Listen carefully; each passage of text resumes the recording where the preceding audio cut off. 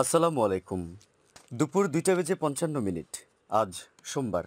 বাংলাদেশ বেতার কক্সবাজার স্থানীয় খবরে স্বাগত জানাচ্ছি মোহাম্মদ শাহেদ। কক্সবাজারে জেলা প্রশাসনের উদ্যোগে ২০২৫ সালের এসএসসি ও সমমানের পরীক্ষা গ্রহণের প্রস্তুতিমূলক এক সভা আজ অনুষ্ঠিত হয়েছে। জেলা প্রশাসকের কার্যালয়ের শহীদ এটিএম জাফর আলম সম্মেলন কক্ষে পরীক্ষা কেন্দ্রের সচিব, বিভিন্ন শিক্ষা প্রতিষ্ঠানের প্রধান শিক্ষক ও সহকারী শিক্ষকদের অংশগ্রহণে এ সভা অনুষ্ঠিত হয়। জেলা প্রশাসক মোহাম্মদ সালাউদ্দিন এতে সভাপতিত্ব করেন। সভাপতির বক্তব্যে জেলা প্রশাসক সুষ্ঠু, শান্তিপূর্ণ ও নকলমুক্ত পরিবেশে এবং সুশৃঙ্খলভাবে পরীক্ষা গ্রহণে সংশ্লিষ্টদের প্রতি আহ্বান জানান।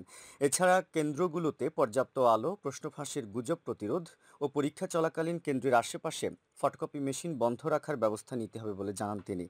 এতে অতিরিক্ত জেলা প্রশাসক রোমেন শর্মা, অতিরিক্ত জেলা প্রশাসক সাইদুজ্জামান চৌধুরী, জেলা শিক্ষা কর্মকর্তা গোলাম মোস্তফা বক্তব্য রাখেন। এ সময় পুলিশ ও ডাক বিভাগের কর্মকর্তা সহ সংশ্লিষ্টরা উপস্থিত ছিলেন।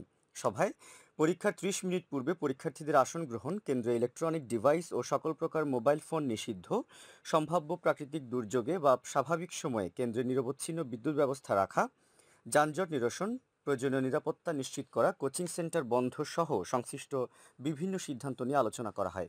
পবিত্র ঈদ উল ফিতর উপলক্ষে জেলায় ১০ কেজি করে ভিজিএফ চাল দেওয়া হচ্ছে। জেলার ৭১ ইউনিয়নে এবং ৪ পৌরসভায় ১,৪০,৮১৭ পরিবারের জন্য ১,৪০৮ মেট্রিক টন চাল বরাদ্দ দেওয়া হয়েছে বলে জানিয়েছে জেলা ত্রাণ ও পুনর্বাসন কর্মকর্তার কার্যালয়। এর মধ্যে এসব বরাদ্দ সংশ্লিষ্ট পৌরসভা ও ইউনিয়ন পরিষদে পৌঁছেছে এবং তা বিতরণ চলমান রয়েছে।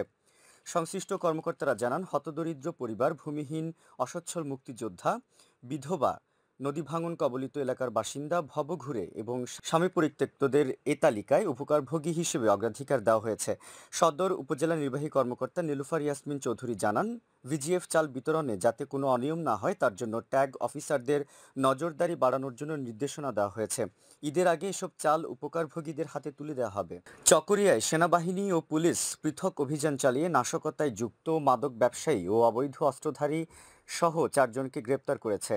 এ সময় তাদের কাছ থেকে দেশে তৈরি একটি বন্দুক ও ১ রাউন্ড গুলি উদ্ধার করা হয়। অপরদিকে থানা পুলিশ অভিযান চালিয়ে ১,৯৩০ পিস ইয়াবা এবং চুরি হওয়া একটি ব্যাটারি চালিত টমটম গাড়ি উদ্ধার করেছে। গতকাল এসব অভিযান চালানো হয় বলে জানিয়েছেন চকরিয়া থানার ভারপ্রাপ্ত কর্মকর্তা ওসি মোহাম্মদ শফিকুল ইসলাম। তিনি জানান, গ্রেপ্তার আসামিদের বিরুদ্ধে সংশ্লিষ্ট আইনে মামলা নেওয়া হয়েছে। পরে তাদের আদালতে সোপর্দ করা হয়।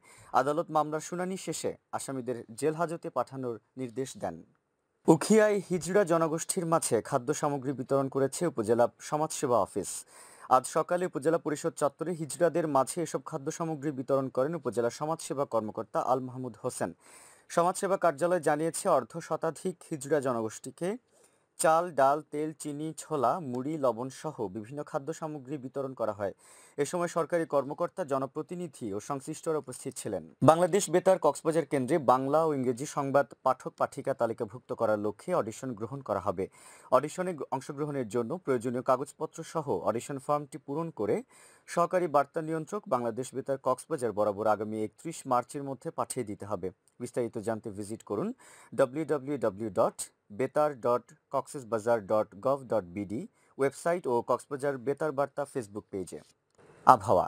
আগামীকাল দুপুর ১২টা পর্যন্ত ২৪ ঘন্টার পূর্বাভাসে বলা হয়েছে, অস্থায়ীভাবে আংশিক মেঘলা আকাশ সহ আবহাওয়া শুষ্ক থাকতে পারে। কক্সবাজার সমুদ্র বন্দরের জন্য কোনো সংকেত নেই। আগামী ২৪ ঘন্টায় দিন ও রাতের তাপমাত্রা সামান্য বৃদ্ধি পেতে পারে। আজ সূর্যাস্ত যাবে সন্ধ্যা ৬টা ৪ মিনিটে। আগামীকাল সূর্যোদয় হবে ভোর ৫টা ৫২ মিনিটে। আজকের সর্বনিম্ন তাপমাত্রা ছিল ২৩.৫ ডিগ্রি সেলসিয়াস এবং সর্বোচ্চ তাপমাত্রা ছিল ৩২.৫ ডিগ্রি সেলসিয়াস।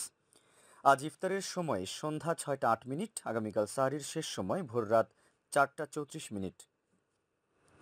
এখন জানিয়ে দিচ্ছি বাঁকখালী নদীর মোহনা ও সংলগ্ন এলাকার সামুদ্রিক জোয়ার ভাটার সময়সূচি। আজ ভাটা শুরু হবে সন্ধ্যা ৬টা ৫০ মিনিটে, চলবে রাত ১টা ৪৬ মিনিট পর্যন্ত। জোয়ার শুরু হবে রাত ১টা ৪৬ মিনিটে, চলবে আগামীকাল সকাল ৭টা ৫১ মিনিট পর্যন্ত। পুনরায় ভাটা শুরু হবে আগামীকাল সকাল ৭টা ৫১ মিনিটে, চলবে আগামীকাল দুপুর ১টা ৪৪ মিনিট পর্যন্ত। খবর শেষ হলো। আমাদের পরবর্তী খবর প্রচারিত হবে আগামীকাল সকাল ৯টা বেজে ২৫ মিনিটে।